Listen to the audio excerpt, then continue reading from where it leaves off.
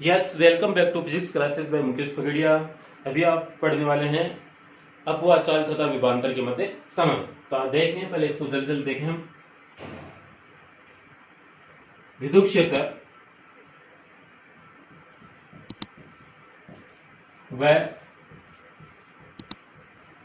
विभवांतर में समीकरण क्या होती है कि A is equals to V upon L। यदि कोई चालक L लंबाई का कोई चालक है, उस पर यदि आप V विभवांतर आरोपित करें और उसमें उत्पन्न विद्युत क्षेत्र E है, तो इन दोनों के मध्य संबंध स्थापित इस प्रकार से होता है। आपने चैप्टर नंबर 4 में भरपूर मात्रा में पढ़ी थी ये वाली इक्वेशन। इसको आप इक्वेशन डाल दीजिए 1। परंतु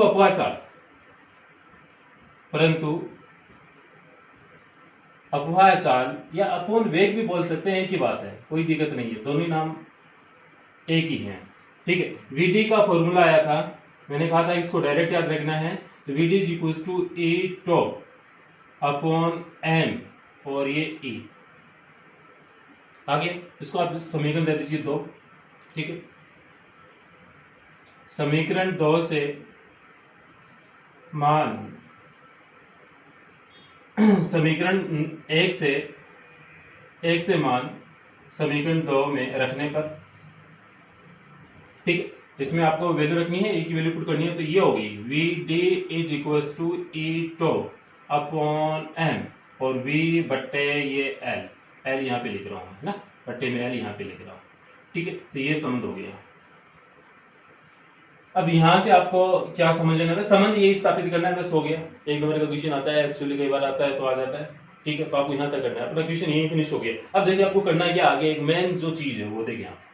यहां पे आपको पता है कि VD समानुपाती V, यानी कि विभवांतर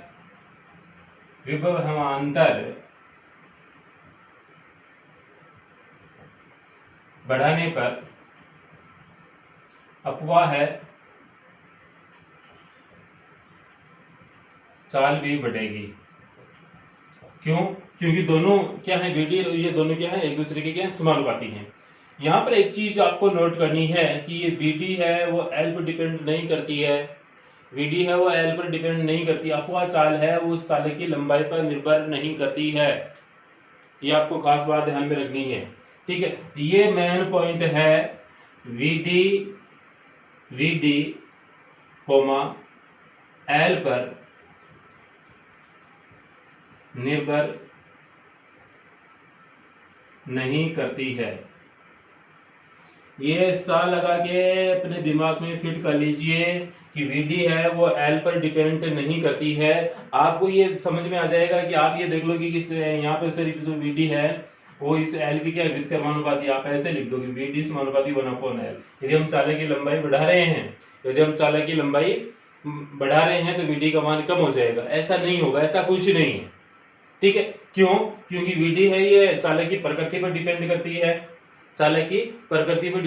है, ठीक है, उसकी लंबाई पर निर्भर नहीं करती है। ये आपको ध्यान में रखना है। ठीक है, विशेष कैसे ही, इसको आप उल्टा मत कर देना, खास बात है इसकी। ठीक है, अब हम वीडियो छोटा ही है तो हम एक दो न्यूमेरिकल भी इसमें ट्राई करने की कोशिश करेंगे। तो हम देखते हैं कि एक दो न्यूमेरिकल।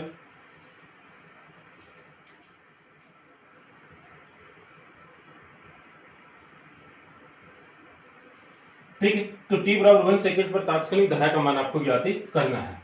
तो सबसे पहले आप देखें, आंसर में दिया गया है, क्या दिया गया है, Q is equal to this 4t² plus 5t plus 6। ठीक है, Q की वैल्यू आपको दी गई है। Q की वैल्यू इस प्रकार से क्या है, एक पृष्ठ से गुजरने वाला आवेश Q पर का मान T पर निम्न प्रकार निर्भर करता है, यानी कि आवेश Q है और T पर निम्न प्रकार निर्भर करता है, यानी कि इस इक्वेशन के अनुसार निर्भर करता है। तो हमें करना है क्या है, हमें T बराबर 1 सेकंड पर तात्कालिक धारा का मान ज्ञात करना है। ठीक है, हमें धारा I का मान ज्ञात करना है। तो क्वेश्चनवाचक चिन्ह इसको लगा लीजिए। तो कैसे ज्ञात करेंगे, हम जानते हैं विद्युत धारा I इज इक्वल टू क्या होता है, तात्क्षणिक धारा I is equal to dq upon dt होती। Q की वैल्यू यहां पर पुट कर दीजिए सीधी। ठीक है, तो I इज इक्वल टू क्या हो गया, d अपॉन dt, और Q की वैल्यू ये रही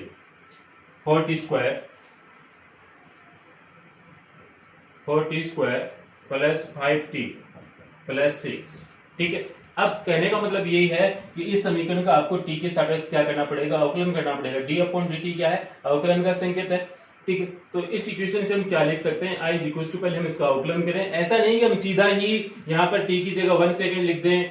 ठीक है, सीधा हम t की जगह 1 सेकंड लिख देंगे तो क्या आएगा, धारा नहीं आएगी आपके पास में, क्या आएगा, आवेश आएगा, q आएगा, i नहीं आएगी आपके पास में।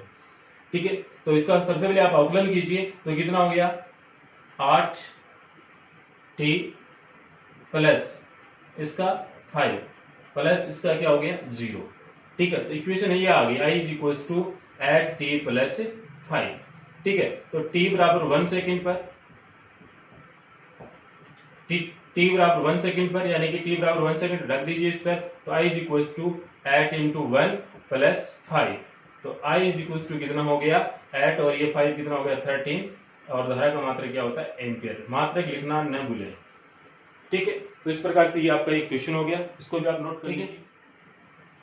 अब इसकी जगह मैं क्यू की जगह दूसरा क्वेश्चन डाल रहा हूं।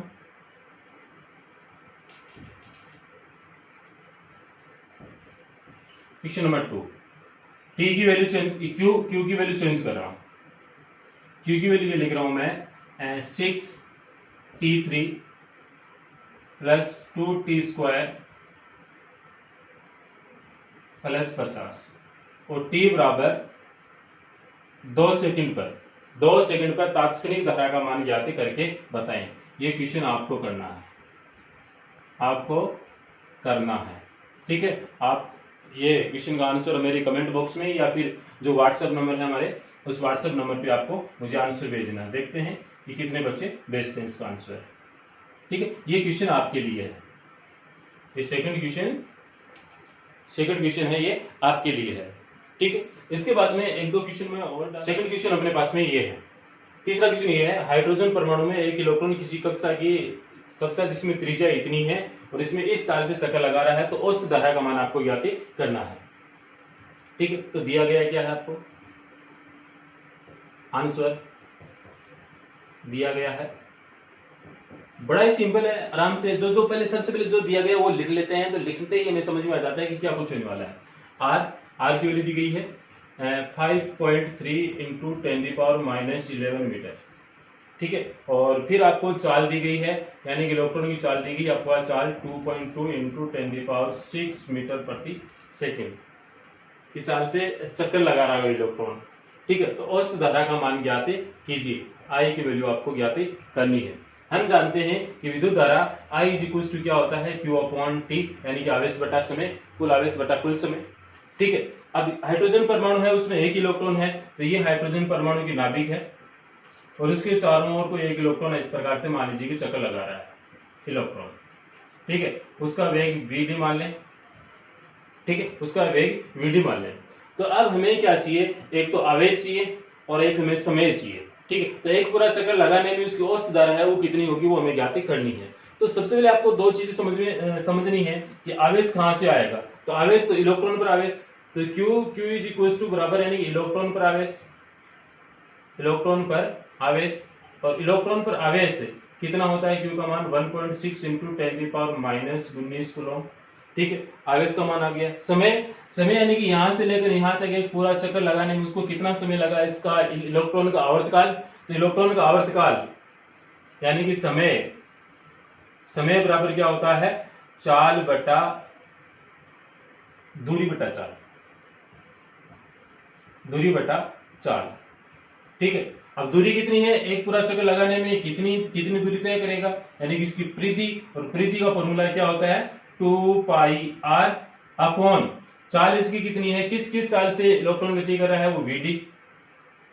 तो vd, और ये किसका मान आ गया, समय t का मान।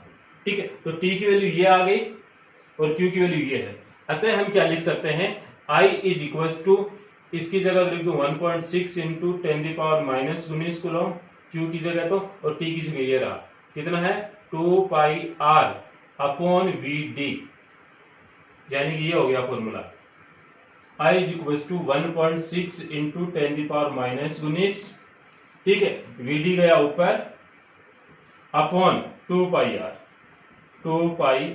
ठीक है, आर की वैल्यू ये रही और वीडी की वैल्यू रही, वीडी और आर की वैल्यू इसमें पुट करके 2 और पाई की वैल्यू रख दीजिए, रखकर मुझे बताएं कि आई का मान कितना आएगा, आई का मान कितना एम्पियर में आएगा। ठीक है, एम्पियर में बताना आंसर कमेंट बॉक्स में लिख सकते हैं या हमारे व्हाट्सएप नंबर पे आप मैसेज भेज सकते हैं। देखते हैं कि कितने बच्चे भेजते हैं। ठीक है, और भी आप इस प्रकार से कोई एग्जाम्पल आपको दिखें, बुक में दिखें, तो आप वो क्वेश्चन कर सकते हैं, और कोई क्वेश्चन पूछना है तो मेरे व्हाट्सएप नंबर पे आप क्वेश्चन लिखकर भेज सकते हैं, उसका आपको आंसर मिल जाएगा, सॉल्यूशन मिल जाएगा। ठीक है, और यदि आपको कोई क्वेश्चन वगैरह पूछना है सर इसके बारे में बताएं, इसके बारे में बताएं, तो आप मेरे व्हाट्सएप नंबर पे आराम से वो लिखकर भेज सकते हैं, ताकि मैं उसको आपको पर्सनली उसके बारे में एक्सप्लेन उस चीज के लिए कर सकूं। ठीक है, इस वीडियो के लिए इतना ही, थैंक यू।